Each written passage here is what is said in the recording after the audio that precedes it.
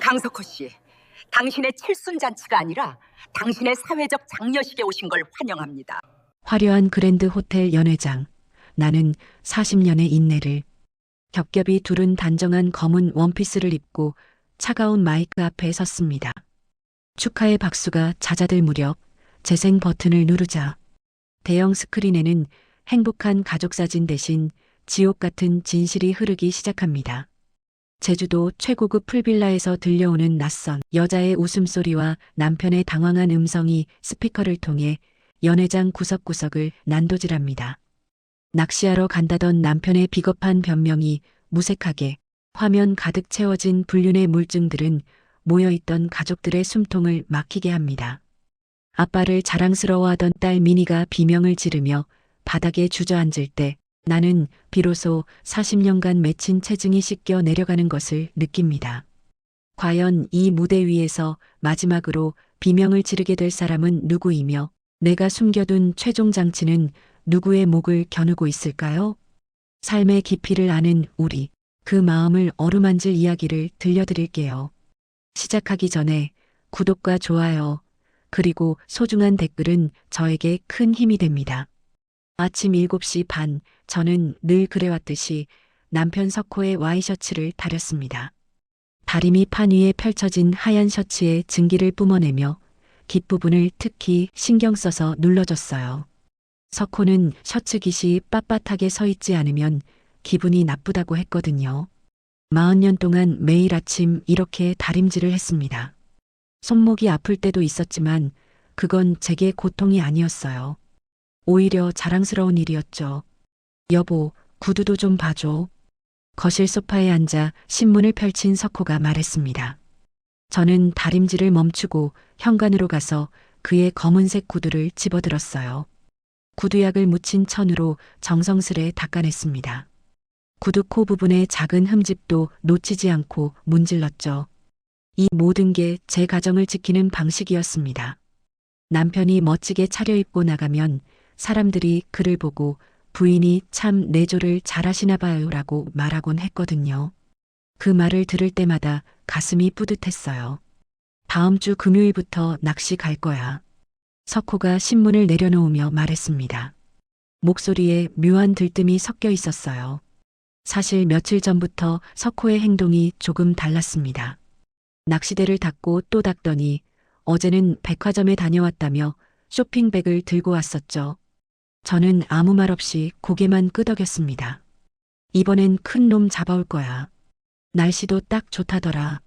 석호의 표정이 환했습니다. 60을 바라보는 나이인데도 소년처럼 상기된 얼굴이었어요. 저는 그런 남편을 보며 빙그레 웃었습니다. 하지만 마음 한구석에 뭔가 걸리는 느낌이 있었어요. 정확히 뭔지는 몰랐지만 여자의 직감 같은 거였죠. 그날 오후 저는 석호가 준비해둔 낚시복을 세탁하려고 빨래 바구니에 담았습니다.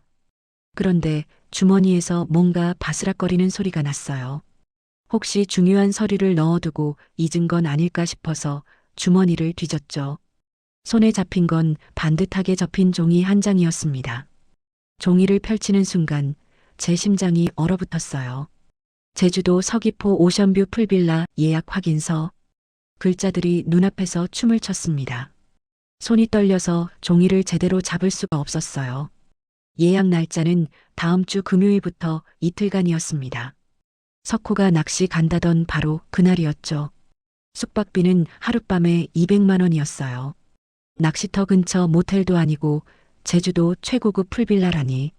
제 눈이 예약 확인서 아래쪽으로 내려갔습니다.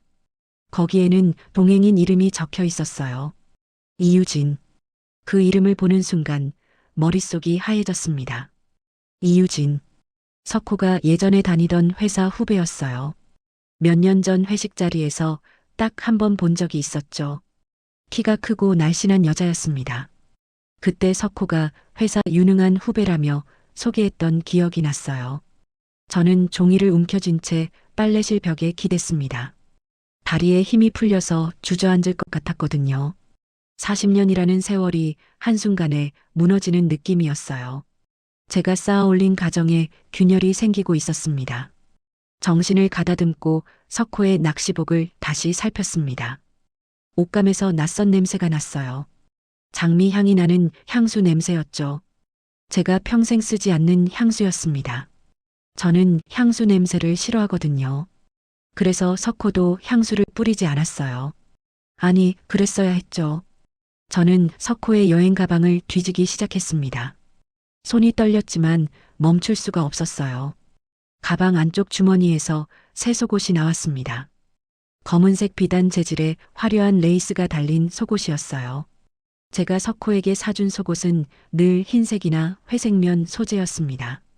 이런 건 한 번도 본 적이 없었죠. 여보, 저녁 뭐 먹을까?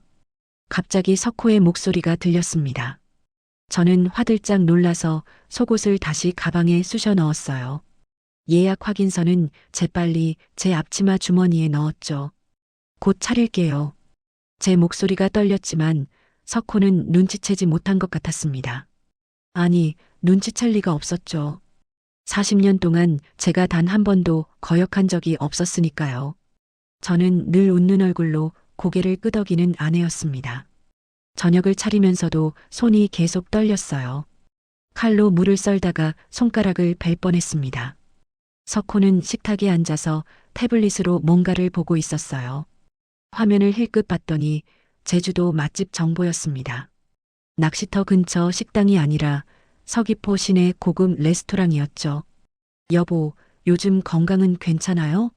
제가 조심스럽게 물었습니다. 석호는 고개도 들지 않고 대답했어요. 뭐가? 나 멀쩡한데. 그냥 물어본 거예요. 나이가 있으니까 낚시하러 가도 무리하지 말고요. 걱정 마. 이번엔 좋은 자리 잡았어. 편하게 낚시할 수 있는 곳이야. 석호의 입가에 미소가 번졌습니다. 그 미소를 보는 순간 제 가슴에 비수가 꽂히는 것 같았어요. 저를 향한 미소가 아니었거든요. 그 웃음은 이유진을 떠올리며 짓는 미소였습니다. 그날 밤 저는 잠을 이룰 수가 없었어요. 옆에서 코를 고는 석호를 보며 눈물이 흘러내렸습니다. 조용히 흐르는 눈물이었죠. 소리내어 울 수도 없었어요. 40년 동안 저는 늘 조용한 아내였으니까요. 새벽 4시쯤 됐을까요? 저는 몰래 일어나서 거실로 나왔습니다. 석호의 재킷 주머니를 뒤져서 지갑을 꺼냈어요. 신용카드 영수증들을 하나하나 확인했죠. 지난달 백화점 명품관에서 150만 원짜리 선글라스를 샀더군요. 석호는 평생 선글라스 같은 거 쓰지 않는 사람이었습니다. 또 다른 영수증에는 여성복 매장 이름이 적혀 있었어요. 80만 원짜리 원피스였습니다. 제 옷장에는 그런 원피스가 없었죠. 석호는 제게 생일 선물로 3만 원짜리 스카프를 사준 적도 있었거든요. 저는 영수증들을 다시 지갑에 넣고 지갑을 재킷에 도로 집어넣었습니다. 모든 걸 원래 자리에 놓았어요. 그리고 소파에 앉아서 창밖을 바라봤습니다. 동이 트기 시작했어요. 하늘이 점점 밝아지고 있었죠. 제 마음속에서 뭔가가 무너지고 있었습니다. 동시에 뭔가가 단단하게 굳어지고 있었어요. 분노였습니다. 40년을 바친 제 인생에 대한, 그리고 그 인생을 짓밟은 남편에 대한 분노였죠. 저는 주먹을 꽉 쥐었습니다. 손톱이 손바닥을 파고들었지만 아프지 않았어요. 오히려 그 아픔이 저를 깨어있게 만들었습니다. 가장 높은 곳에서 떨어뜨려 주마. 작은 목소리로 중얼거렸습니다. 누구에게 하는 말인지는 몰라도 제 자신과의 약속이었어요. 이제 저는 더 이상 조용한 아내로 살지 않을 겁니다. 그날 오전 10시 저는 은행에 갔습니다. 막내딸 미니의 결혼식이 2달 후였거든요. 예식장 잔금을 치러야 했어요. 미니를 위해 모아둔 적금 통장을 가방에 넣고 집을 나섰죠. 걸어가는 내내 어젯밤 일이 머릿속을 맴돌았습니다. 예약 확인서, 명품 선글라스 영수증, 그리고 화려한 속옷. 은행 창구에 앉아서 통장을 내밀었어요. 직원이 통장을 받아들고 컴퓨터를 두드렸습니다. 그런데 직원의 표정이 이상하게 변했어요. 고객님, 이 통장은 잔액이 얼마 남지 않으셨는데요. 네, 무슨 말씀이세요? 제 목소리가 떨렸습니다. 그 통장에는 3천만 원이 있어야 했어요.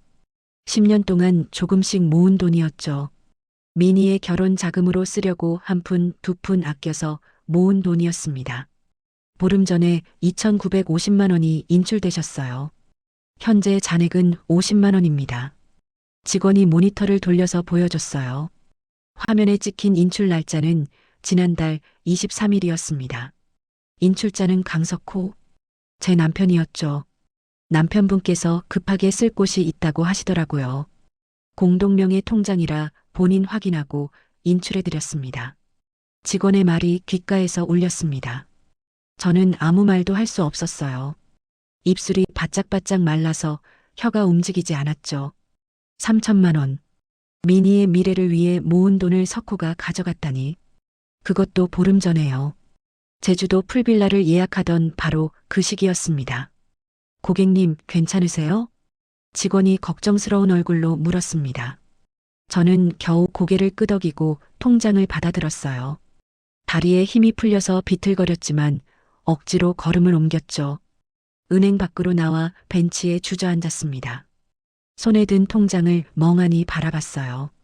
통장 표지가 흐릿하게 보였습니다. 눈에서 눈물이 흘러내리고 있었거든요. 미니 얼굴이 떠올랐어요. 웨딩드레스를 고르던 날 환하게 웃으며 엄마, 이거 어때요? 하던 모습이 선명했습니다. 저는 가방에서 핸드폰을 꺼냈습니다. 손이 떨려서 제대로 잡을 수가 없었어요. 석호에게 전화를 걸려다가 멈췄죠. 아니에요. 지금 전화하면 안 됩니다. 석호가 눈치채면 증거를 없앨 거예요. 저는 심호흡을 하고 핸드폰을 다시 가방에 넣었습니다. 집으로 돌아와 컴퓨터를 켰어요. 손가락이 떨렸지만 참았습니다. 검색창에 이유진을 입력했죠. 석호의 전 직장 이름도 함께 검색했어요. 몇 번의 클릭 끝에 그녀의 SNS 계정을 찾아냈습니다. 이유진의 프로필 사진이 화면에 떴어요. 긴 생머리에 화장을 진하게 한 여자였습니다. 나이는 45쯤 돼 보였죠. 저보다 15살은 어렸어요. 저는 침을 삼키고 그녀의 게시물들을 내려보기 시작했습니다. 사흘 전에 올라온 사진이 눈에 들어왔어요. 명품 선글라스를 낀 남자 손이 찍혀 있었습니다. 손목에 찬 시계가 석호가 차는 시계였어요. 결혼 20년 기념으로 제가 사준 시계였죠. 나를 제주도로 데려가 준다는 나의 기사님. 사진 아래 적힌 글귀였습니다. 하트 이모티콘이 5개나 달려 있었어요. 댓글들도 보였습니다. 부럽다, 좋겠다, 로맨틱한 애 같은 말들이었죠. 저는 화면을 계속 내렸습니다.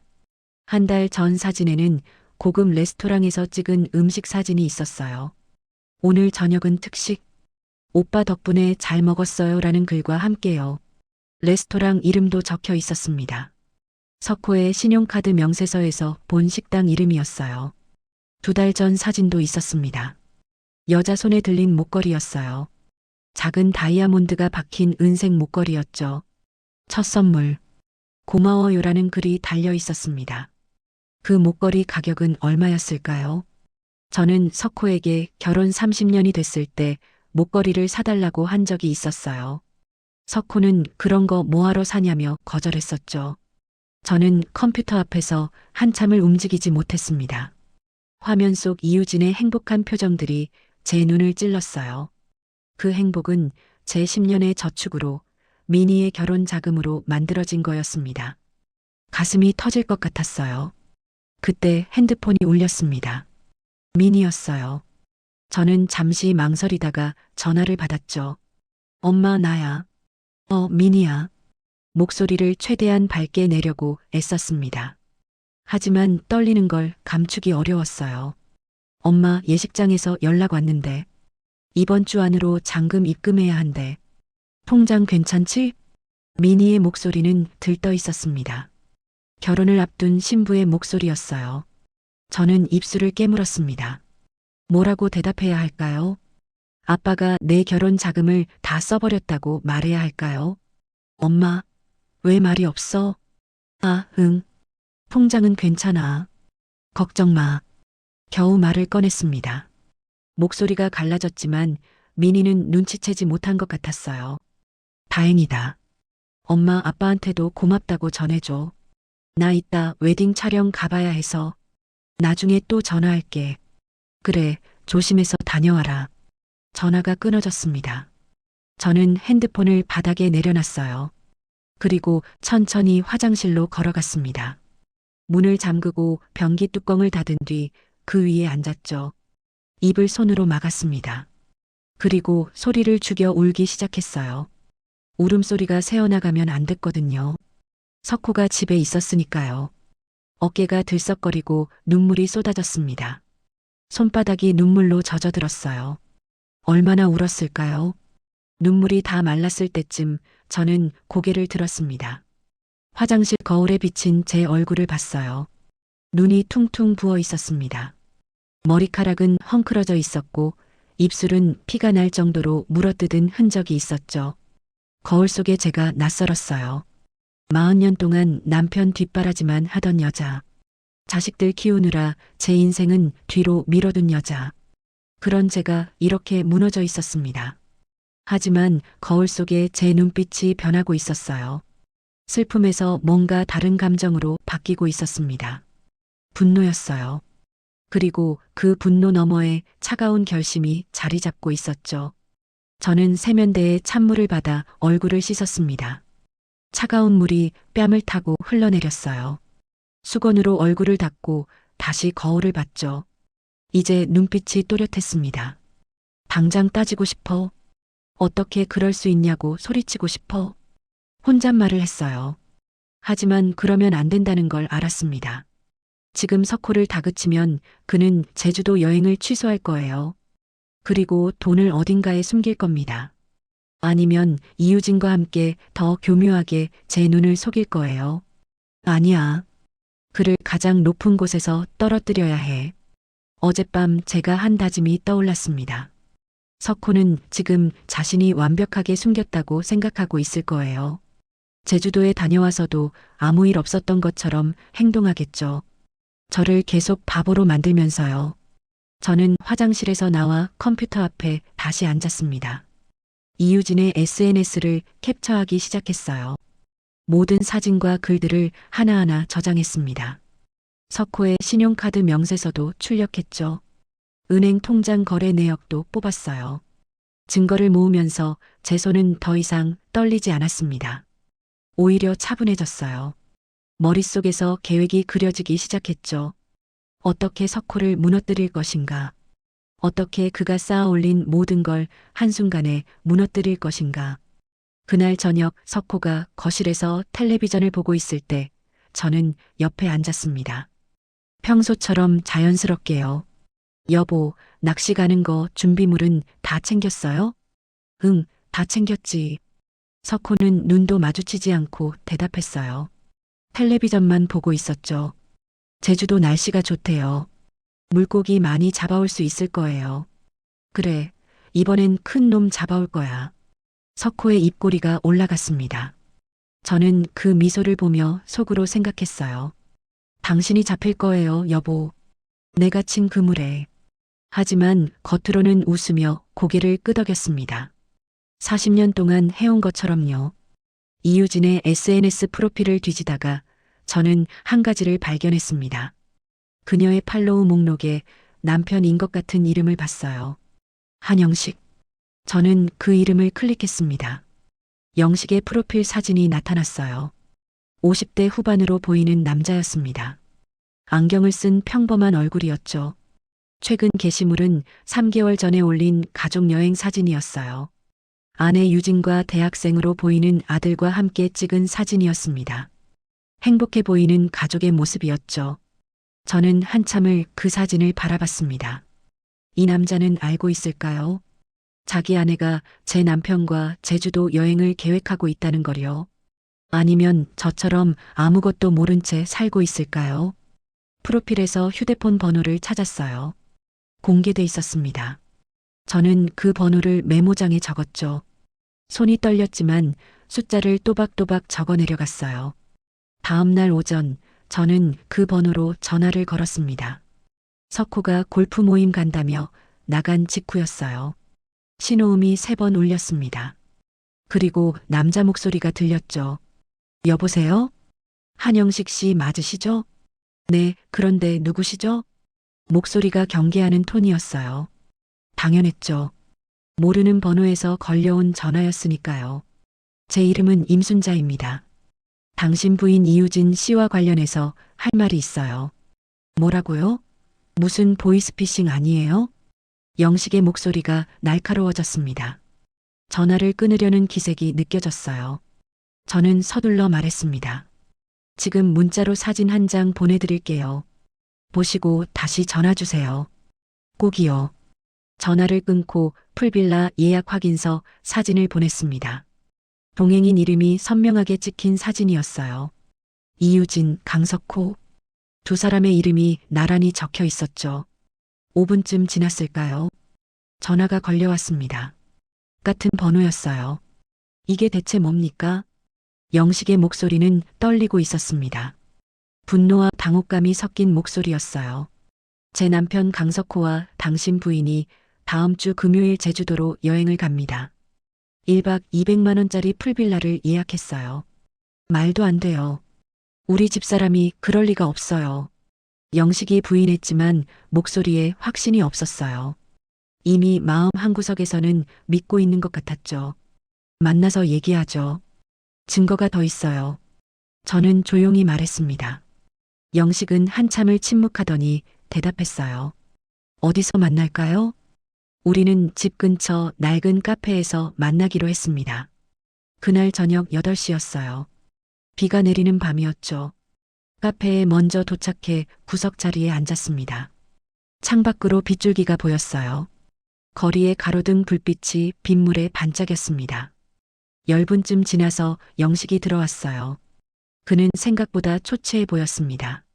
눈 밑에 다크서클이 짙었고 얼굴은 창백했어요. 제 앞에 앉은 영식은 한동안 말이 없었습니다. 그저 테이블 위에 놓인 손을 바라보고 있었죠. 저는 가방에서 준비해온 서류들을 꺼냈습니다. 출력한 SNS 게시물들, 신용카드 명세서, 은행 거래 내역. 하나씩 영식 앞에 펼쳐놨어요. 영식은 서류들을 집어들고 읽기 시작했습니다.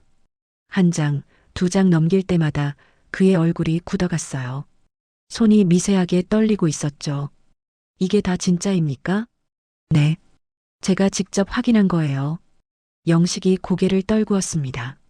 어깨가 축 처졌어요. 한참을 그러고 있더니 입을 열었습니다. 사실 느꼈어요. 3달 전부터 집사람이 달라졌거든요. 어떻게요? 갑자기 옷을 새로 사더라고요. 머리도 염색하고 화장도 진하게 하고 예전엔 그런 거 신경 안 썼는데 영식의 목소리가 갈라졌어요. 그는 잠시 말을 멈췄다가 계속 이었습니다. 아들 유학비가 부족하다고 하더라고요. 2천만 원을 대출받았어요. 제 명의로요. 저는 아들 공부시킨다는데 당연히 해줘야죠. 그 돈을 남편하고 쓴 거예요. 제가 말했습니다. 영식은 고개를 끄덕였어요. 눈시울이 붉어지고 있었습니다. 제 남편은 제 딸 결혼 자금 3천만 원을 빼갔어요. 10년 동안 모은 돈이었어요. 영식이 고개를 들어 저를 봤습니다. 그의 눈에서 눈물이 흘러내렸어요. 우리가 뭘 잘못했습니까? 가족을 위해 열심히 산 게 죄입니까? 영식의 목소리가 떨렸습니다. 저는 아무 말도 할 수 없었어요. 그저 고개만 저었죠. 우리는 한참을 말없이 앉아 있었습니다. 카페 안은 조용했어요. 빗소리만 창문을 두드리고 있었죠. 같은 상처를 가진 두 사람이 마주 앉아 있었습니다. 어떻게 할 겁니까? 영식이 먼저 물었어요. 저는 가방에서 노트북을 꺼냈습니다. 켜서 영식에게 보여줬죠. 증거를 더 모을 거예요. 그리고 적절한 때에 폭로할 겁니다. 저도 도울 수 있는 게 있나요? 영식의 눈빛이 변했습니다. 슬픔에서 분노로 바뀌고 있었어요. 부인 휴대폰 위치 추적할 수 있어요? 네, 가족 위치 공유 앱이 깔려 있어요. 좋아요. 그럼 제주도 가는 날 실시간으로 위치를 확인해 주세요. 저는 제 남편 신용카드 결제 알림을 받을 수 있어요. 저는 클라우드 폴더를 만들었습니다. 그리고 영식에게 공유했어요. 여기에 우리가 수집한 증거들을 올립시다. 실시간으로요. 영식이 핸드폰을 꺼내 폴더를 확인했습니다. 그리고 고개를 끄덕였어요. 알겠습니다. 협력하죠. 우리는 계획을 세우기 시작했습니다. 영식이 유진의 휴대폰에서 더 찾아볼 수 있는 것들을 정리했어요. 저는 석호의 동선을 추적할 방법들을 설명했죠. 한 가지 약속해요. 영식이 진지한 얼굴로 말했습니다. 뭔가요? 중간에 포기하지 맙시다. 흔들리지 말고요. 저는 영식의 눈을 똑바로 봤습니다. 그의 눈에는 결연함이 담겨 있었어요. 약속합니다. 끝까지 갈 거예요. 우리는 악수를 나눴습니다. 두 사람의 손이 단단하게 맞잡혔어요. 배우자에게 배신당한 두 사람의 동맹이 만들어지는 순간이었습니다. 카페를 나서며 영식이 말했어요. 고맙습니다. 연락 주셔서요. 만약 임순자 씨가 연락 안 했으면 저는 평생 모르고 살았을 거예요. 저도 고마워요. 혼자였으면 무너졌을지 몰라요. 빗속을 걸어 나갔습니다. 우산을 받쳐들고 각자의 차로 향했어요. 저는 차에 타기 전에 뒤돌아봤습니다. 영식도 저를 보고 있었어요. 우리는 서로에게 고개를 끄덕였죠. 차 안에 앉아 시동을 걸었습니다. 백미러에 비친 제 얼굴을 봤어요. 눈빛이 달라져 있었습니다. 이제 저는 혼자가 아니었어요. 같은 목표를 가진 동료가 생겼습니다. 집으로 돌아오는 길에 석호에게서 문자가 왔어요. 늦게 들어갈 거야. 저녁 먹고 와. 저는 문자를 읽고 미소를 지었습니다. 차갑고 냉정한 미소였어요. 천천히 즐기세요, 여보. 이게 마지막 자유일 테니까. 혼잣말을 하며 핸들을 잡았습니다. 빗속을 뚫고 차가 앞으로 나아갔어요. 복수의 계획이 본격적으로 시작되고 있었습니다. 금요일 아침이 밝았습니다. 제주도로 떠나는 날이었어요. 저는 새벽 5시에 일어나 석호의 여행 가방을 다시 한번 챙겼습니다. 손이 떨리지 않았어요. 오히려 평소보다 더 차분했죠. 가방 안에 비상약을 넣었습니다.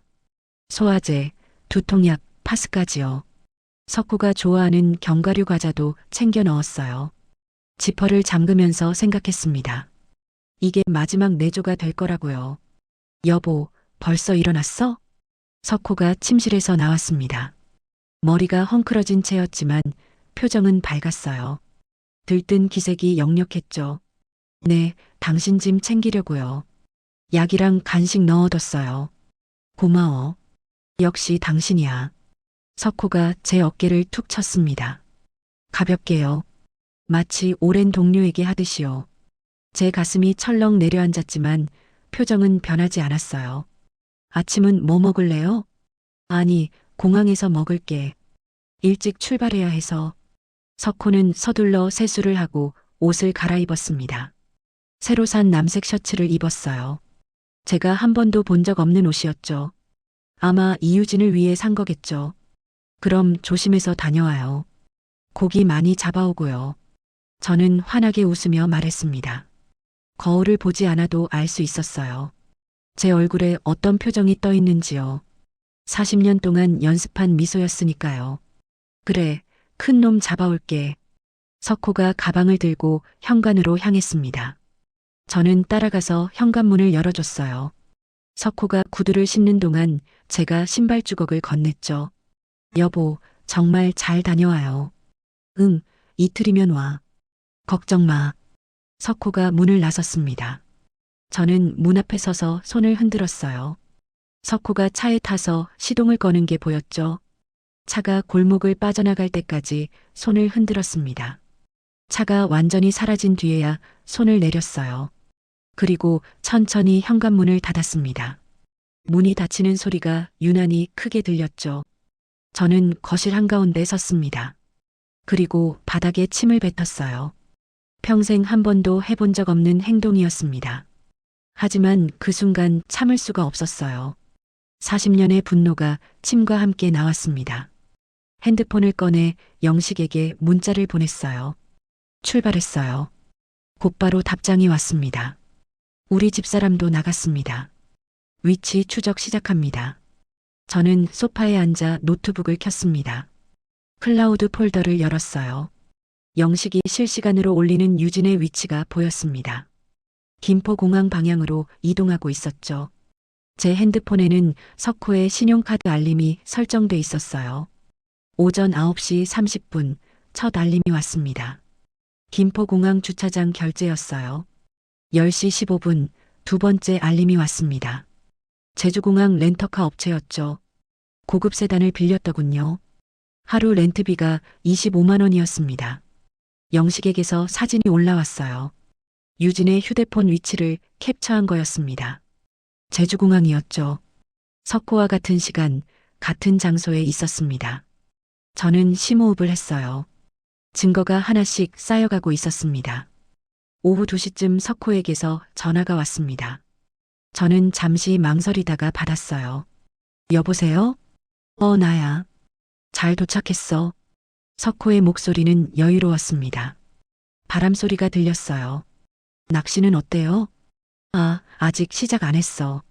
자리 잡는 중이야. 거짓말이었습니다. 영식이 보낸 위치 정보에 따르면 유진은 서귀포 시내 레스토랑에 있었거든요. 석호도 거기 있을 게 분명했죠. 그래요. 저녁에 또 연락해요. 그래, 끊을게. 전화가 끊어졌습니다. 저는 핸드폰을 꽉 쥐었어요. 손에 힘이 들어가서 관절이 뿌득 소리를 냈습니다.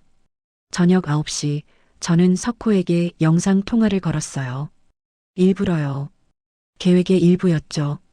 신호음이 5번 울렸습니다. 석호가 받지 않았어요. 다시 걸었죠. 세 번째 신호음에 석호가 받았습니다. 왜 영상 통화를 해? 화면 속 석호의 얼굴이 보였습니다. 당황한 표정이었어요. 배경은 어두웠죠. 일부러 불을 끈 것 같았습니다. 얼굴 보고 싶어서요. 낚시는 잘 돼요? 응. 잘 돼. 그런데 지금 좀 바빠. 석호가 말하는 동안 화면이 흔들렸습니다. 그리고 뒤쪽으로 뭔가 보였어요. 화려한 조명이었습니다. 호텔 조명 같았죠. 저는 재빨리 화면을 캡처했어요. 석호는 눈치채지 못했습니다. 당신 뒤에 뭐가 보이는데요? 아무것도 없는데. 여기 낚시터야. 그래요? 조명이 보이는 것 같던데. 그건 가로등이야. 여기 가로등 있거든. 그럼 끊을게. 피곤해서. 석호가 서둘러 전화를 끊으려고 했습니다. 바로 그때였어요. 화면 구석으로 침대 헤드가 스쳐 지나갔죠. 크림색 가죽 헤드였습니다. 여보, 잠깐만요. 아니, 진짜 피곤해. 내일 얘기하자. 뚝. 석호가 전화를 끊어버렸습니다. 저는 캡처한 화면을 확대해서 봤어요. 침대 헤드가 선명하게 보였습니다. 그리고 그 옆에 있던 조형물도 보였죠. 독특한 디자인의 스탠드였어요. 저는 그 조형물 사진을 이미지 검색에 돌렸습니다. 몇 초 후 결과가 나왔어요. 서귀포의 한 고급 풀빌라였습니다. 로비에 있는 조형물이었죠. 잡았다. 작은 목소리로 중얼거렸습니다. 캡처한 사진을 클라우드 폴더에 올렸어요. 영식에게서 곧바로 문자가 왔습니다. 대단하십니다. 이제 확실한 증거네요. 저는 답장을 보냈어요. 이제 시작이에요. 밤 11시쯤 핸드폰에 신용카드 알림이 또 왔습니다. 서귀포 시내 고급 레스토랑이었어요. 결제 금액은 48만 원이었습니다. 2사람분 코스 요리값이었죠. 저는 그 레스토랑 이름을 검색했습니다. 예약제로 운영되는 곳이었어요. 창가 자리가 유명하다고 했습니다. 야경을 보며 식사할 수 있는 자리요. 미니가 결혼식 전에 한번 가보고 싶다던 레스토랑이었습니다. 석호에게 말했더니 너무 비싸다며 거절했었죠. 그런데 지금 석호는 그곳에서 이유진과 저녁을 먹고 있었어요. 가슴이 미어지는 것 같았습니다. 하지만 눈물은 나지 않았어요. 이미 다 흘려버렸거든요. 대신 차가운 분노가 온몸을 감쌌습니다. 새벽 2시 핸드폰이 울렸습니다. 석호였어요. 잘못 누른 걸까요? 저는 전화를 받았습니다. 여보세요? 대답이 없었습니다. 대신 소리가 들렸어요. 샤워기 물소리였습니다. 그리고 여자 목소리가 들렸죠. 오빠 나와서 이것 좀 봐요. 애교 섞인 목소리였습니다. 이유진이었어요. 잠깐만, 지금 씻는 중이야. 석호의 목소리가 들렸습니다. 멀리서 들리는 목소리였죠. 저는 재빨리 녹음 버튼을 눌렀습니다. 손이 떨렸지만 버튼을 정확하게 눌렀어요. 오빠, 빨리요. 알았어, 알았어. 웃음소리가 들렸습니다. 두 사람의 웃음소리였어요. 저는 이를 악물었습니다. 온몸이 부들부들 떨렸죠. 30초쯤 지났을까요? 갑자기 통화가 끊어졌습니다. 아마 석호가 핸드폰을 확인하고 깜짝 놀라서 끄는 거겠죠. 저는 녹음 파일을 저장했습니다. 그리고 클라우드 폴더에 올렸어요. 파일 이름은 결정적 증거였습니다. 새벽 3시 잠을 이룰 수가 없어서 거실로 나왔습니다. 소파에 앉아 창밖을 봤어요. 거리는 고요했습니다. 가로등 불빛만 쓸쓸하게 빛나고 있었죠. 핸드폰을 켜서 지금까지 모은 증거들을 확인했습니다. 예약 확인서, 신용카드 명세서, SNS 캡처, 영상 통화 화면, 녹음 파일. 모두 22개였어요. 이제 충분해. 혼잣말을 했습니다. 이제 마지막 단계만 남았어요. 석호를 가장 높은 곳에서 떨어뜨리는 일만요. 새벽 3시 잠들지 못한 채 침대에 누워있던 저는 휴대폰 화면을 멍하니 바라보고 있었습니다. 석호가 제주도에서 보낸 지 이틀째 되는 밤이었죠. 어둠 속에서 휴대폰 불빛만이 제 얼굴을 창백하게 비추고 있었어요. 그때였습니다. 휴대폰이 갑자기 진동하며 보이스톡 연결음이 울렸어요. 화면에는 여보라는 이름이 떠 있었습니다. 새벽 3시에 남편이 전화를 걸다니 이상했어요. 손이 떨리는 걸 느끼며 통화 버튼을 눌렀습니다. 여보. 제 목소리를 내기도 전에 수화기 너머로 들려온 건 남편의 목소리가 아니었습니다. 샤워기에서 물 떨어지는 소리였어요. 차아 하는 그 소리가 어둠 속에서 유난히 또렷하게 들렸습니다. 그리고 여자 목소리가 들렸어요. 오빠 나와서 이거 좀 봐요. 이 비누 향기 진짜 좋은데? 애교 가득한 목소리였습니다. 유진의 목소리였죠. 제 심장이 멈춘 것 같았어요. 손가락이 저절로 움직여 녹음 버튼을 눌렀습니다. 잠깐만. 석호의 목소리가 들렸어요. 헐레벌떡 뛰어나오는 발소리, 그리고 욕실 문 여는 소리까지 선명했습니다. 야, 이거 뭐야? 내가 전화 건 거 아닌데. 당황한 석호의 목소리 뒤로 유진이 킥킥거리며 웃는 소리가 들렸어요. 오빠가 주머니에 폰 넣고 샤워하려고 해서 제가 꺼내놨잖아요. 실수로 눌렸나 봐. 툭 전화가 끊겼습니다. 저는 이불을 움켜쥐고 있었어요. 손톱이 손바닥에 박힐 정도로 주먹을 3개 쥐었습니다. 온몸이 부들부들 떨렸어요. 분노인지 수치심인지 슬픔인지 알 수 없는 감정이 가슴을 짓눌렀습니다. 40년을 함께 산 남편이 다른 여자와 샤워를 하고 있었어요. 아니, 샤워를 같이 하려던 참이었던 거죠. 제가 집에서 홀로 잠 못 이루고 있는 이 시간에 그는 제주도 풀빌라 욕실에서 그 여자와 구역질이 올라왔습니다. 화장실로 달려가 변기에 얼굴을 묻고 헛구역질을 했어요. 아무것도 나오지 않았지만 계속 토하는 신용을 했습니다. 그렇게라도 하지 않으면 미쳐버릴 것 같았어요. 거울 속 제 얼굴이 보였습니다. 머리는 헝클어져 있고 눈은 충혈되어 있었어요. 58살 아줌마의 초라한 모습이었습니다. 저는 거울 속 제 얼굴을 똑바로 바라봤어요. 임순자, 정신 차려. 지금 무너지면 안 돼. 스스로에게 말했습니다. 떨리는 손으로 세수를 하고 찬물로 얼굴을 여러 번 적셨어요. 그리고 거실로 나와 녹음 파일을 영식에게 전송했습니다. 아침 7시 영식에게서 전화가 왔어요. 순자 씨, 저 못하겠어요. 영식의 목소리는 축 늘어져 있었습니다. 무슨 소리예요? 이거 너무 힘들어요. 어젯밤에 잠을 한숨도 못 잤거든요.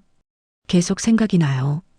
유진이랑 처음 만났을 때, 애들 낳았을 때 행복했던 순간들이요. 영식의 목소리가 떨리고 있었어요. 그래서요?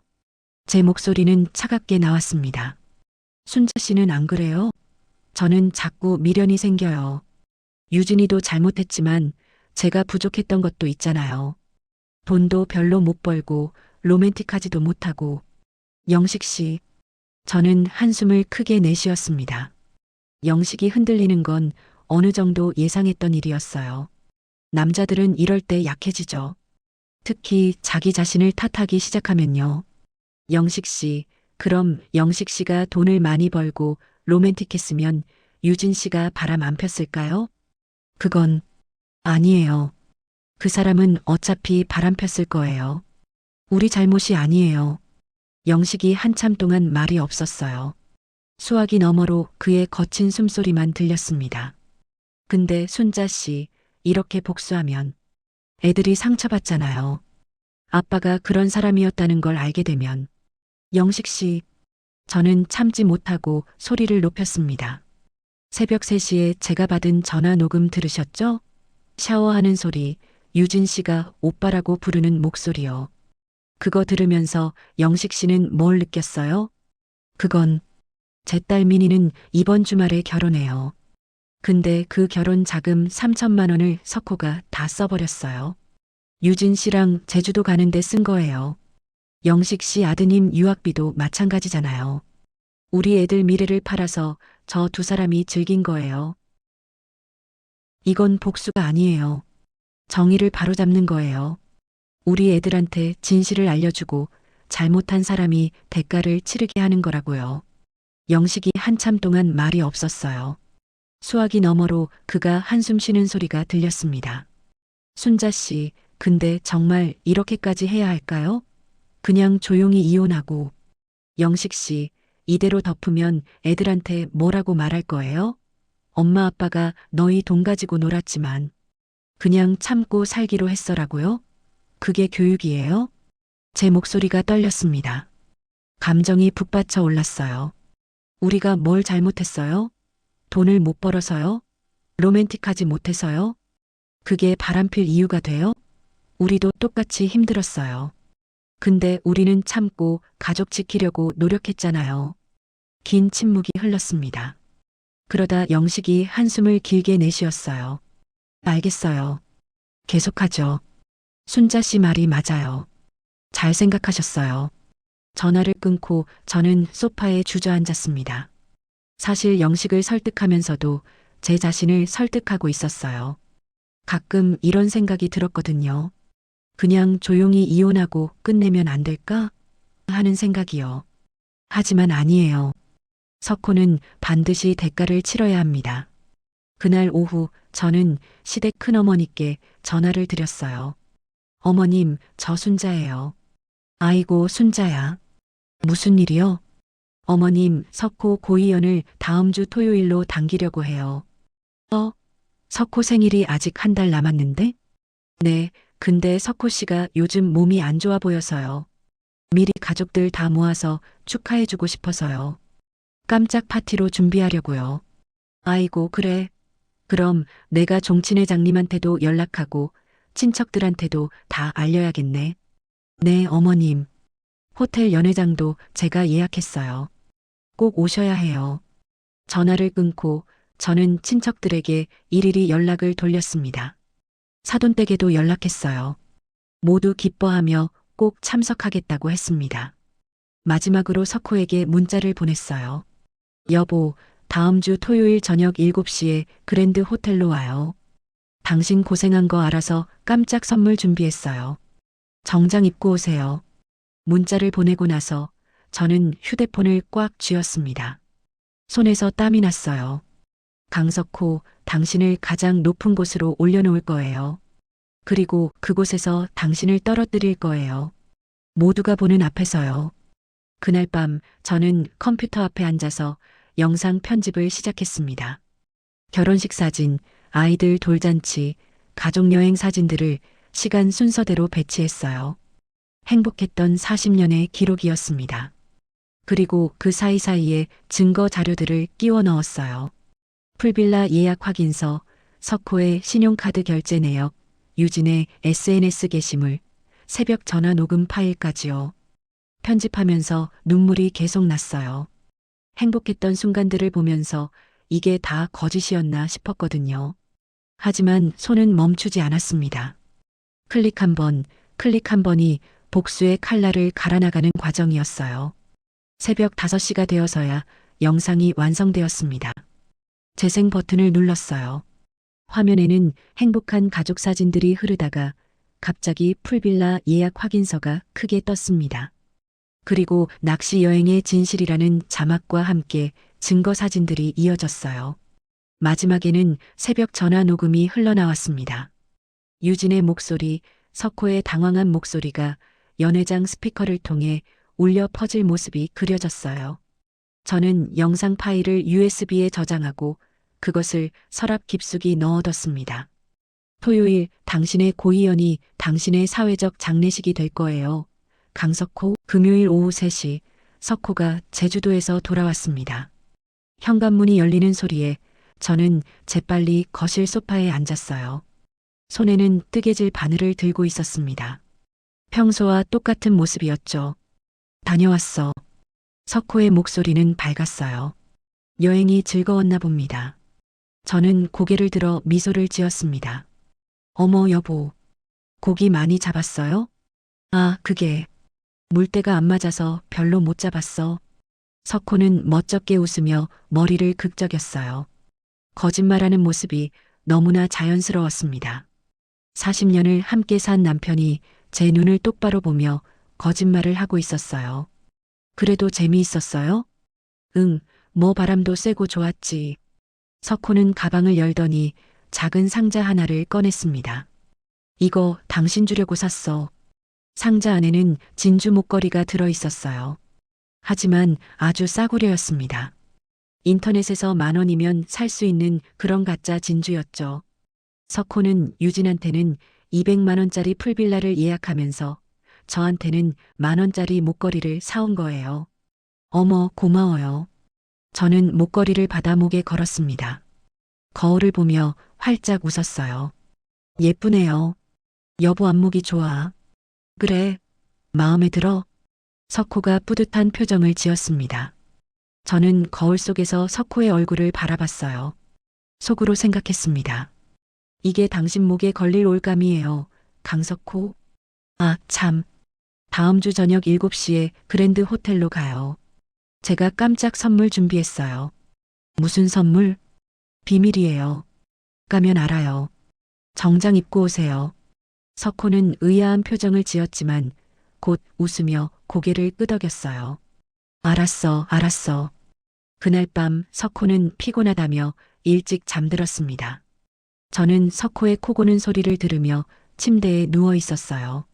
석호의 옆 얼굴을 바라봤습니다. 40년 전 결혼식 날 처음 이 얼굴을 베개 위에서 봤을 때가 생각났어요.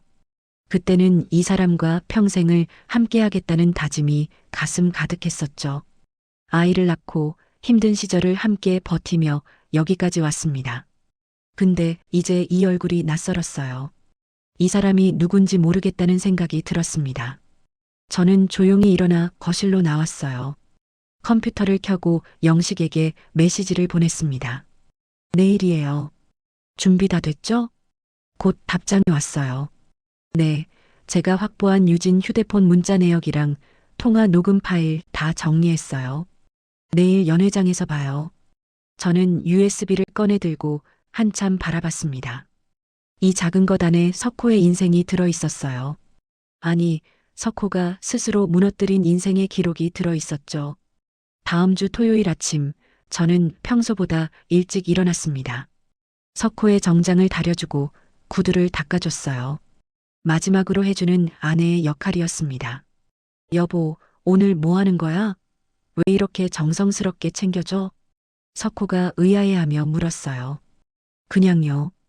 오늘 특별한 날이잖아요. 특별한 날? 곧 알게 될 거예요. 저는 씩 웃으며 석호의 넥타이를 매주었습니다. 넥타이를 조이면서 속으로 생각했어요. 이게 당신의 마지막 넥타이예요. 오후 5시 저는 미용실에 갔습니다. 머리를 곱게 말고 화장도 진하게 했어요. 평소에는 하지 않던 진한 붉은 립스틱도 발랐습니다. 사모님, 오늘 무슨 좋은 일 있으세요? 화장이 평소랑 다르시네요. 미용사가 물었어요. 네, 오늘 제 인생에서 가장 중요한 날이에요. 집에 돌아와 검은색 원피스를 입었습니다. 장례식에 입는 것 같은 단정한 원피스였어요. 거울을 보니 낯선 제 모습이 비쳤습니다. 평소에 수수한 아줌마가 아니라 뭔가 단단하고 날카로운 여자가 서 있었어요. 석호도 정장을 차려입고 나왔습니다. 당신 오늘 왜 이렇게 차려입었어? 특별한 날이라고 했잖아요. 그래도 너무 심각해 보이는데. 괜찮아요. 가요. 차를 몰고 그랜드 호텔로 향했습니다. 석호는 조수석에서 계속 궁금해했어요. 도대체 뭘 준비한 거야? 힌트 좀 줘봐. 조금만 기다려요. 곧 알게 될 테니까. 호텔 주차장에 차를 세웠습니다. 석호가 먼저 내렸고 저는 트렁크를 열어 가방을 꺼냈어요. 가방 안에는 USB와 이혼 서류가 들어 있었습니다. 연회장 입구에 도착하니 이미 많은 사람들이 와 있었어요. 시댁 어른들, 친척들, 사돈댁 식구들까지 모두 모여 있었습니다. 이게 무슨... 석호의 얼굴이 굳어졌어요. 저는 석호의 팔을 꽉 잡았습니다. 놀랐죠? 당신 고희연이에요. 조금 일찍 준비했어요. 고희연? 갑자기... 당신 고생 많이 했잖아요. 가족들 앞에서 축하받아야죠. 석호의 얼굴에 당황한 기색이 스쳤지만 곧 웃음을 지었어요. 친척들이 다가와 축하 인사를 건넸습니다. 석호야, 고희를 맞다니 감회가 새롭겠다. 형님, 그동안 고생 많으셨어요. 석호는 어색하게 웃으며 인사를 받았어요. 저는 석호를 연회장 안으로 이끌었습니다. 연회장은 화려하게 꾸며져 있었어요. 정면에는 큰 스크린이 설치되어 있었고 상석에는 석호가 앉을 자리가 마련되어 있었습니다. 테이블마다 가족들이 자리를 잡고 앉았죠. 아빠, 막내딸 미니가 달려왔어요. 미니는 아빠를 꼭 안으며 울먹였습니다. 아빠, 고희연 축하해요. 아빠 덕분에 제가 결혼할 수 있어요. 석호의 얼굴이 굳어졌어요. 미니는 아직 모르고 있었습니다. 자기 결혼 자금이 사라진 걸요. 그래. 우리 딸 예쁘게 시집 보내야지. 석호는 떨리는 목소리로 말했어요. 저는 그 모습을 지켜보며 차갑게 웃었습니다. 자, 여러분. 자리에 앉아주세요. 곧 시작하겠습니다. 제 목소리가 마이크를 타고 연회장에 울려 퍼졌어요. 사람들이 자리에 앉았습니다. 석호는 상석에 앉았고 저는 무대 앞에 섰습니다. 연회장 문이 닫혔어요. 조명이 어두워지고 스크린에 불이 들어왔습니다. 저는 USB를 노트북에 꽂았어요. 자, 이제 시작할까요? 손가락이 재생 버튼 위에 올려졌습니다. 떨리지 않았어요. 오히려 차가운 확신으로 가득 차 있었습니다. 석호가 제 눈을 바라봤어요. 그의 눈에 불안한 기색이 스쳤습니다. 마치 뭔가 잘못됐다는 걸 본능적으로 느낀 것 같았어요. 저는 그에게 미소를 보냈습니다. 그리고 재생 버튼을 눌렀어요. 강석호 씨, 당신의 고희연을 시작하겠습니다. 스크린에 불이 켜지자 연회장이 조용해졌습니다. 사람들의 시선이 모두 화면으로 향했어요. 저는 마이크를 들고 무대 중앙에 섰습니다. 여러분, 오늘 이 자리에 와주셔서 감사합니다. 제 목소리는 떨리지 않았어요. 오히려 평소보다 더 또렷했습니다. 저는 40년 동안 강석호라는 남자의 아내로 살았습니다. 그의 와이셔츠를 다리고 구두를 닦으며 그림자처럼 뒤에서 받쳐주었죠. 그게 제 역할이라고 믿었어요. 스크린에 우리 결혼식 사진이 떴습니다. 23살의 저와 26살의 석호가 웃고 있었어요. 사람들이 감탄하는 소리가 들렸습니다. 참 행복해 보이죠? 저도 그렇게 믿었어요. 40년 동안요. 다음 사진은 첫째 아들 돌잔치였습니다. 그 다음은 미니의 초등학교 입학식이었어요. 행복한 순간들이 계속 이어졌습니다. 하지만 오늘 저는 여러분께 진실을 보여드리려고 합니다. 이 40년이 얼마나 허상이었는지를요. 제 손이 노트북 키를 눌렀어요. 화면이 바뀌었습니다. 풀빌라 예약 확인서가 크게 떴어요. 제주도 서귀포 1박 200만 원, 예약자 강석호, 동행인 이유진. 연회장이 술렁이기 시작했습니다. 저게 뭐야? 제주도? 석호가 낚시 간 거 아니었어? 석호가 벌떡 일어났어요.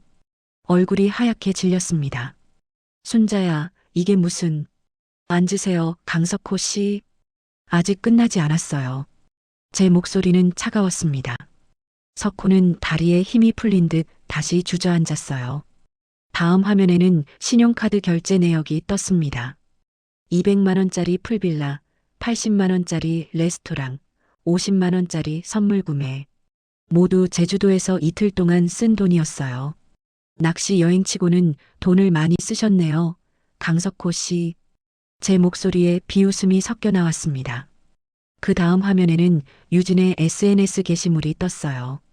풀빌라 수영장에서 찍은 사진, 그리고 나를 제주도로 데려가 준 기사님이라는 글귀가 선명했습니다. 사진 속 남자의 손에는 석호가 끼고 있던 것과 똑같은 시계가 보였어요. 이 여자는 이유진 씨예요. 강석호 씨의 전 직장 동료였죠. 나이는 46살이에요. 연회장이 웅성거렸습니다. 시댁 큰어머니가 손으로 입을 막았어요. 석호야, 이게 정말이냐? 종친회장의 목소리가 연회장을 가로질렀습니다. 석호는 고개를 들지 못하고 바닥만 바라봤어요. 아직 더 있어요. 저는 다음 파일을 재생했습니다. 새벽 3시에 걸려온 전화 녹음이었어요. 샤워기 물소리가 연회장 스피커를 통해 흘러나왔습니다. 그리고 유진의 목소리가 들렸어요. 오빠 나와서 이거 좀 봐요. 이 비누 향기 진짜 좋은데? 애교 가득한 목소리였습니다. 이어서 석호의 당황한 목소리가 들렸어요. 잠깐만. 발소리, 욕실 문 여는 소리, 그리고 유진이 킥킥거리는 웃음소리까지 선명하게 들렸습니다. 미니가 비명을 질렀어요. 아빠. 미니는 울먹이며 아빠를 바라봤습니다. 눈물이 뺨을 타고 흘러내렸어요. 아빠가 정말 이런 짓을 한 거예요? 석호는 고개를 들지 못했습니다. 어깨가 축 처져 있었어요. 저는 마이크를 더 세게 쥐었습니다. 손에서 땀이 났어요. 하지만 멈출 수 없었습니다. 더 놀라운 게 있어요. 다음 화면에는 은행 거래 내역이 떴습니다. 미니 이름으로 된 적금 통장이었어요. 이건 우리 막내딸 미니의 결혼 자금 통장이에요. 10년 동안 모은 3천만 원이 들어 있었죠. 화면을 넘겼습니다. 출금 내역이 크게 보였어요. 보름 전 3천만 원 전액 출금, 출금자 강석호. 강석호 씨는 이 돈을 제주도 여행비로 썼어요. 딸의 결혼 자금을 여자와 놀아나는 데 쓴 거죠. 미니가 주저앉았습니다. 옆에 있던 약혼자가 미니를 부축했어요. 아빠, 어떻게 그럴 수가 있어요? 미니의 울음소리가 연회장을 채웠습니다. 석호는 손으로 얼굴을 감쌌어요. 종친회장이 상석으로 걸어갔습니다. 묵직한 발걸음이었어요. 종친회장은 80이 넘은 노인이었지만 그 순간만큼은 무섭게 느껴졌습니다. 강석호. 종친회장이 석호의 이름을 불렀어요. 석호가 고개를 들었습니다. 눈은 충혈되어 있었어요. 예, 회장님. 짝!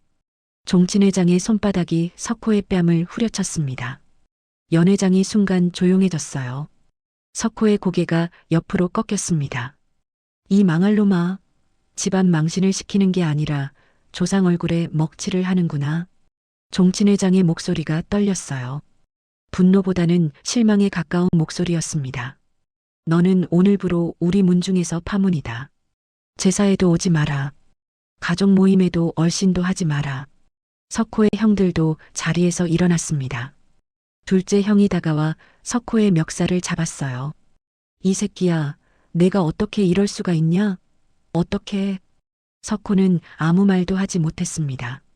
그저 고개를 숙이고 있을 뿐이었어요. 저는 가방에서 서류 봉투를 꺼냈습니다. 천천히 무대를 내려가 석호 앞으로 걸어갔어요. 구두굽이 바닥을 찍는 소리만 연회장에 울렸습니다. 석호 앞에 섰습니다. 석호는 고개를 들어 저를 바라봤어요. 눈에는 눈물이 고여 있었습니다. 순자야, 미안해. 내가 정말 미안해. 미안하다고요? 저는 차갑게 웃었습니다. 당신이 미안해하면 뭐가 달라져요? 40년이 돌아와요? 미니의 결혼 자금이 돌아와요? 제 인생이 돌아와요? 순자야, 입 닥쳐요. 저는 서류 봉투를 석호의 가슴에 던졌습니다. 봉투가 바닥에 떨어졌어요. 이혼 서류예요. 서명하세요. 위자료는 제가 변호사랑 상의해서 정할 거예요. 재산 분할도 당연히 제가 더 많이 받을 거고요. 순자야, 제발. 석호가 제 손을 잡으려 했어요. 저는 손을 뿌리쳤습니다. 손대지 마세요. 이제 당신한테 그럴 자격 없어요. 저는 연회장을 둘러봤습니다. 모두가 저를 바라보고 있었어요. 동정하는 눈, 분노하는 눈, 실망하는 눈들이 석호를 향하고 있었습니다. 여러분, 오늘 이 자리는 고이연이 아니에요. 강석호라는 남자의 장례식이에요. 40년 동안 제가 믿었던 남편의 사회적 장례식이죠. 제 목소리가 떨렸어요. 그동안 참았던 감정이 북받쳐 올랐습니다. 이 남자는 가족의 미래를 팔아서 쾌락을 샀어요. 딸의 결혼 자금까지 빼돌렸죠. 그런 사람이 무슨 자격으로 고의를 축하받아요? 석호가 무릎을 꿇었습니다. 바닥에 손을 짚고 고개를 조아렸어요. 미안해. 정말 미안해. 석호의 어깨가 흔들렸습니다. 울고 있었어요. 저는 그 모습을 내려다봤습니다. 40년 동안 하늘처럼 떠받들었던 남자가 제 발 아래서 무너지고 있었어요. 이상하게도 통쾌하지 않았습니다. 슬프지도 않았어요. 그저 텅 빈 느낌이었습니다. 일어나세요. 그리고 나가세요. 다시는 제 앞에 나타나지 마세요. 석호는 비틀거리며 일어났습니다. 연회장 문을 향해 걸어갔어요. 아무도 그를 붙잡지 않았습니다. 모두가 고개를 돌렸어요. 문이 닫혔습니다. 석호가 사라졌어요. 저는 그 자리에 서서 한참을 문을 바라봤습니다. 40년이 그렇게 끝났어요. 고희연이 끝나고 3일이 지났습니다. 집은 텅 비어 있었어요. 석호가 쓰던 물건들이 여기저기 남아 있었지만 그 사람은 없었습니다. 저는 석호의 옷장을 열었어요. 정장들이 줄지어 걸려 있었습니다. 제가 40년 동안 다려준 옷들이었죠. 하나씩 꺼내 마당으로 가져갔습니다. 마당 한가운데에 커다란 철제 드럼통을 놓았어요. 옷들을 그 안에 집어넣었습니다. 정장, 와이셔츠, 넥타이까지 모두요. 라이터를 꺼냈습니다. 손이 떨렸어요. 하지만 머뭇거리지 않았습니다. 불을 붙였어요. 활활. 옷들이 타오르기 시작했습니다. 주황색 불꽃이 검은 연기와 함께 하늘로 올라갔어요. 저는 드럼통 앞에 쪼그리고 앉아 그 모습을 바라봤습니다. 연기가 눈을 따갑게 했어요. 눈물이 났습니다. 연기 때문인지 슬픔 때문인지 알 수 없었어요. 아마 둘 다였겠죠. 40년이 연기 속으로 사라지고 있었습니다. 제가 믿었던 모든 것이 제가 되어 날아가고 있었어요. 엄마. 뒤에서 미니의 목소리가 들렸습니다. 돌아보니 미니가 서 있었어요. 눈이 퉁퉁 부어 있었습니다. 엄마, 괜찮아요? 응, 괜찮아. 저는 일어나 미니를 안았습니다. 미니가 제 품에서 흐느꼈어요. 엄마, 미안해요. 제가 몰랐어요. 아빠가 제 결혼 자금을. 내가 미안할 게 뭐 있니? 내 잘못이 아니야. 근데 엄마는 어떡해요? 40년을. 응, 40년을 살았지. 근데 이제 새로 시작할 거야. 미니가 고개를 들어 저를 바라봤어요. 새로 시작이요? 그래. 엄마도 이제 엄마 인생을 살 거야. 내 아빠 그림자가 아니라 임순자로 살 거란다. 미니가 눈물을 닦았습니다. 그리고 작게 웃었어요. 엄마, 멋있어요.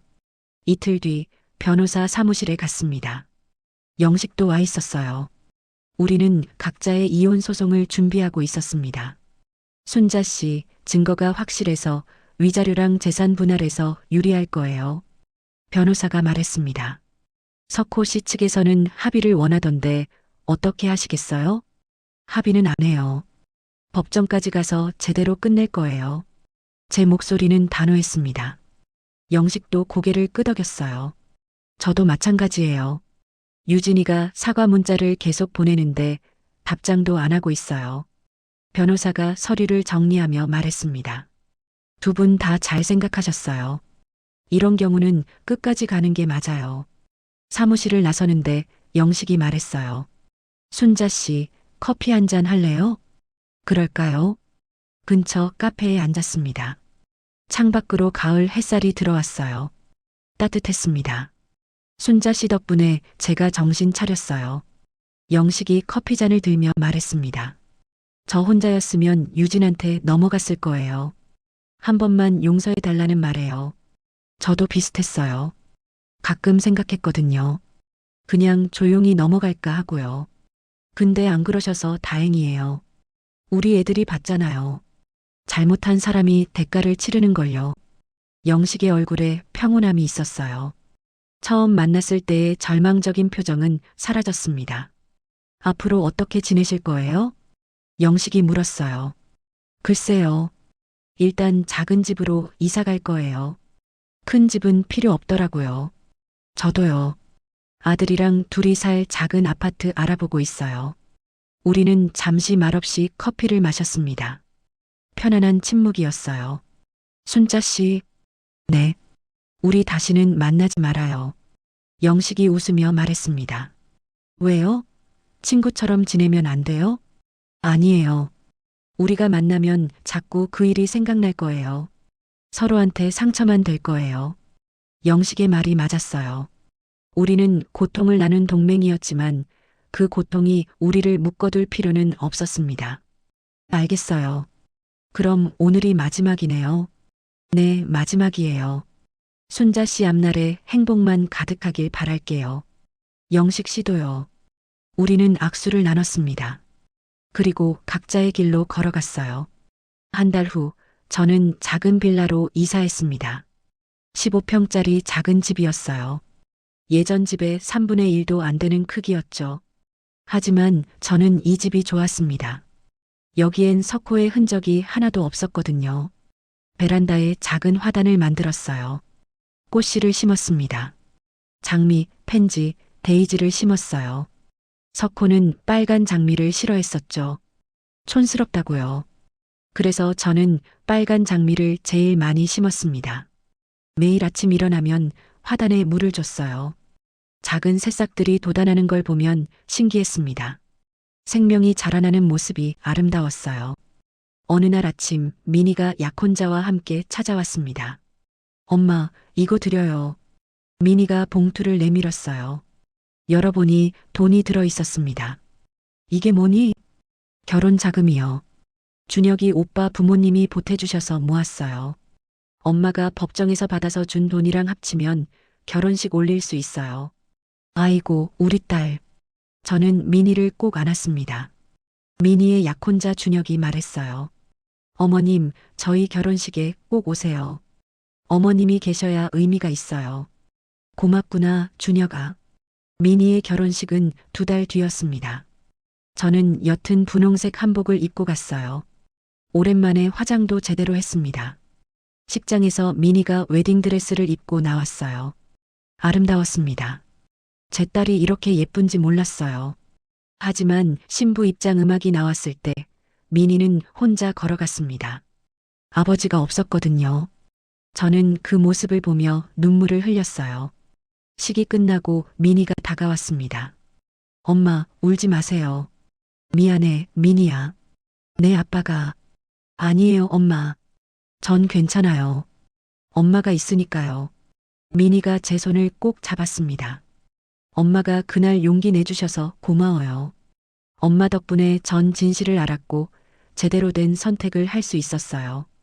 그래. 네, 그리고 엄마. 앞으로는 엄마 인생 사세요. 저 걱정하지 마시고요. 미니는 웃으며 식장을 떠났습니다. 신랑과 손을 잡고 새로운 삶으로 걸어가는 모습이 당당해 보였어요. 저는 빈 식장에 혼자 앉아 있었습니다. 창밖으로 노을이 지고 있었어요. 붉은 하늘이 아름다웠습니다.